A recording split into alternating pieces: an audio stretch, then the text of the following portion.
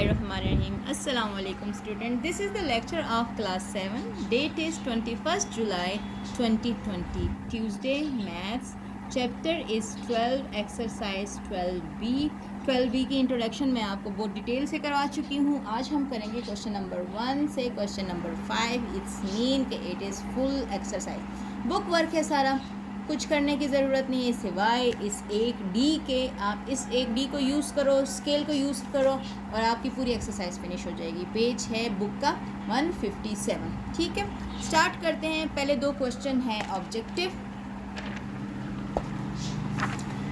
पहला क्वेश्चन है 12B का फिलिंग द ब्लैंक्स.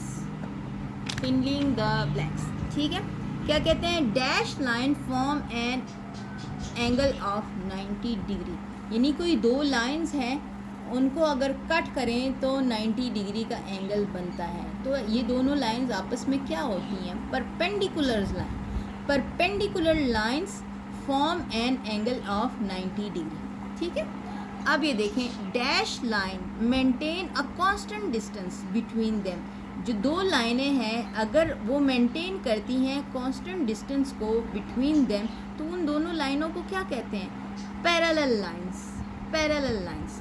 फिर आगे थर्ड में कहते हैं when a transversal intersect two lines, two parallel lines. ठीक है, एक ट्रांसवर्सल है और वो एक पैरेलल लाइन को, पेयर की पैरेलल लाइन को कट करता है. Dash interior angles are form 1, 2, 3 and 4. 4 interior angles are form. 4 पे देखिए, when a transversal intersect two parallel lines the alternate angles are dash. Alternate angle कौन सा होता है? ये वाला और ये वाला. ठीक है, तो जो अल्टरनेट एंगल्स फॉर्म होते हैं वो क्या होते हैं? वो इक्वल होते हैं. Equal. Sum of complementary angles is 90. Complementary angle यानी कि 90 डिग्री का, तो दो कम्प्लीमेंट्री एंगल जिनका ऐड करने से क्या होना चाहिए? 90 डिग्री होनी चाहिए. कम्प्लीमेंट्री एंगल होते ही सम उनके ऐड करने से उनका सम जो है वो 90 डिग्री के बराबर होना चाहिए. ठीक है, आप आ जाएं सेकंड पे. State whether the following are true और false. Adjacent angles have the common vertex. Adjacent angle, एक एंगल यूं है, एक यूं है, जुड़े हुए एंगल्स हैं तो कॉमन वर्टेक्स तो बनता है. ठीक है, this is true. Supplementary angles add up to 60. No, supplementary angles तो कहाँ तक होते हैं? ये और ये अगर मैं कहूँ तो 180 होता है. ठीक है. Vertically opposite angle are equal. ये अगर यूं वर्टिकली ऑपोजिट एंगल मैं बनाऊँ तो ये दोनों इक्वल होते हैं. जी, ट्रू है. The sum of angle and triangle is 360. अगर ये ट्राइंगल है तो इन तीनों एंगल्स का सम 360 नहीं होता, 180 होते हैं. तो this is wrong. When two parallel lines are cut by a transversal, the interior angles are complementary. नहीं, इंटीरियर एंगल देखो, अगर ये ट्रांसवर्सल है तो ये इंटीरियर एंगल कम्प्लीमेंट्री नहीं है. इन दोनों को ऐड करने से क्या बनता है? 180 बनता है. यानी सप्लीमेंट्री एंगल होते हैं, कम्प्लीमेंट्री नहीं होते. इसलिए दिस इज रॉन्ग. सही. अब ज़रा आ जाए क्वेश्चन नंबर 3 पे. क्या कह रहे हैं? Draw two intersecting line and mark the pair of vertically opposite angle. ठीक है, हम इधर ही कर लेते हैं, ये कोई इतना मुश्किल नहीं है. मैं इधर करूँगी तो इसका मतलब है आपको भी इधर ही करना है. इसके आप सामने ही कर लें. ठीक, ये आपने 2 लाइंस बनाई. उन्होंने कहा है ड्रा 2 इंटरसेक्टिंग लाइन. दो इंटरसेक्टिंग लाइन है, इनको कोई नाम दे देते हैं. इसको मैं A, B, इसको C एंड D दे देती हूँ और ये वर्टेक्स है O. कहते हैं mark the pair of vertically opposite angle. अब वर्टिकली ऑपोजिट एंगल कौन से होते हैं? ये अगर ये 1 है तो ये 2 होगा, तो ये 3 है तो ये 4 होगा. ठीक है, वर्टिकली ऑपोजिट एंगल होगा angle 1 will be equal to angle 2 and angle 3 will be equal to angle 4. तो ये वर्टिकली ऑपोजिट एंगल्स हैं हमारे पास. ठीक है, ये यूं ही बना लें आप, इधर कोई इतनी बड़ी बात नहीं है. छोटा सी डायग्राम है, इसी के सामने आप बना लें. कॉपी पे करने की, पूरे एक्सरसाइज को कॉपी पे करने की ज़रूरत नहीं है. Question number 4, what is the size of the angle mark in the following figure below. अच्छा, अब ये फिगर दी हुई है, आप इसको डी से मेजर करें कि कितने कितने एंगल्स हैं इसके। अब मैं आपको ये वाला दिखा देती हूँ कि ये कितना है। अगर मैं इसको मेजर करूँ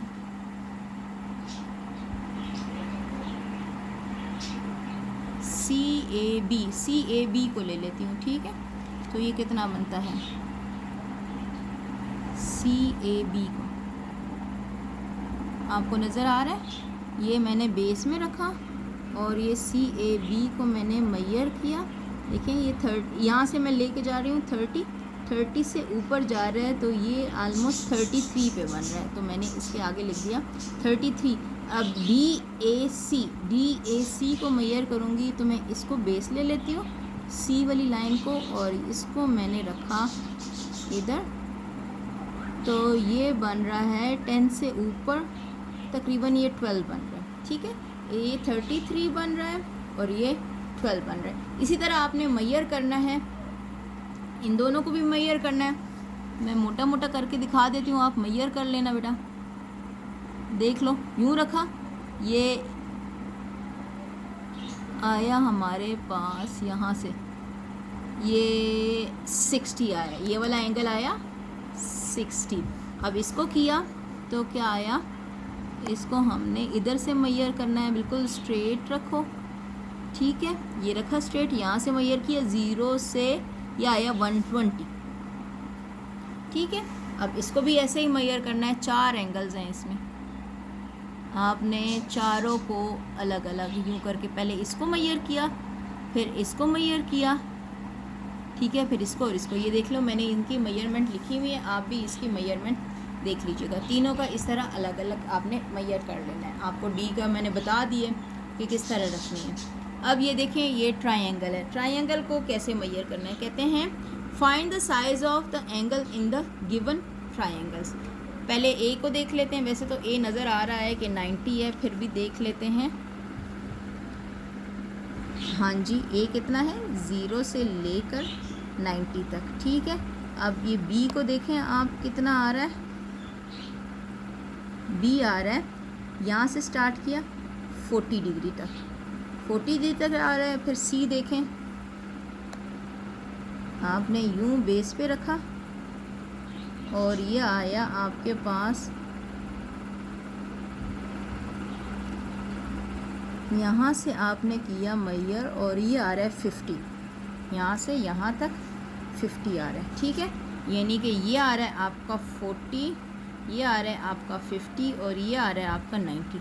सेम इनको भी आपने ऐसे ही मेजर करना है, इनको भी आपने मेजर करना है, ठीक है। ये कोई इतना मुश्किल नहीं था। और ये आपको मैं पैरेलल लाइंस का और परपेंडिकुलर लाइंस का, वर्टिकली ऑपोजिट लाइंस का सब कुछ बता चुकी हूँ, तो ये देख लें। बहुत आसान सी एक्सरसाइज थी, ऑन बुक ही हमारी हो जाती है। हाँ, इसके जो हमारे पास इंट्रोडक्शन है, वो उसकी जितनी डेफिनेशन है वो आपने कॉपी पे ज़रूर करनी है। शाह उमर को थोड़ी सी प्रॉब्लम थी कि मैंने इसकी डायग्राम बनानी है कि नहीं बनानी। जी बेटा, इसके जब आप एंगल्स बनाओगे तो उसकी डायग्राम भी बनाओगे, ठीक है। तो ये इंट्रोडक्शन आप कॉपी पे करें, बेशक नहीं करनी है, कॉपी पे करनी है, लेकिन एक्सरसाइज कॉपी पे नहीं करनी, एक्सरसाइज बुक पे ही करनी है। और 7th क्लास प्लीज़ अपनी क्लासेस अटेंड करें। बाद में मैं ये लेक्चर रिपीट नहीं करूँगी, आपको फिर भी मेरे लेक्चर अटेंड करने पड़ेंगे, तो बेहतर है कि अभी से आप अटेंड कर लिया करें। अभी अटेंड करेंगे तो आपको टेस्टों में आसानी होगी, बाद में अटेंड करेंगे तो बहुत सारे लेक्चर आपके लिए इकट्ठे हो जाएंगे, आपको मसला होगा, मुझे मसला नहीं होगा। मैंने एक दफ़ा बनाया लेक्चर, अपलोड किया, आप मुझसे 100 दफ़ा पूछेंगे, मैं आपको लिंक सेंड करूँगी, लेकिन आपको दोबारा लेक्चर नहीं कराऊंगी, क्योंकि एक दफ़ा भी मैंने वही लेक्चर करवाना है, दूसरी दफ़ा भी मैंने वही लेक्चर करवाना है। प्लीज़ 7th क्लास अपने लेक्चर अटेंड करें, अटेंडेंस भी लगाएं और लेक्चर भी अटेंड करें। बस अपना ख्याल रखें, अपना काम को कंप्लीट करें, अपने घर वालों का ख्याल रखें, मुझे दुआओं में ज़रूर याद रखें, अपना बहुत ज़्यादा ख्याल रखें। Thank you so much. अल्लाह हाफ़िज़।